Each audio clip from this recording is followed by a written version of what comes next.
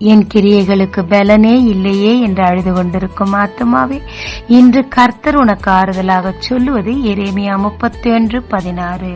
நீ கண்ணீர் விடாதபடிக்கு உன் கண்களை காத்துக்கொள், உன் கிரியைகளுக்கு பலனுண்டென்று கர்த்தர் சொல்லுகிறார். லாசரு மரித்ததனால் குடும்பமே கண்ணீரில் அமிழ்ந்திருந்தது. ஆனால் கர்த்தர் அவர்கள் கிரியைகளுக்கு பலன் அளித்து அந்த துக்கத்தை சந்தோஷமாய் மாற்றினார். அப்படி என்னத்தான் கிரியை செய்தனர்? லாசரு நண்பனாக, மார்த்தாள் பணிவிடைக்காரியாக, மரியாள் தேவ சத்தத்தை கேட்க தீவிரம் காட்டி குடும்பமால் அவரோடு ஒரு நல்ல உறவில் இருந்தனர். மனிதனோடு ஒரு நல்ல உறவில் இருக்கவே கர்த்தர் விரும்புகிறார்.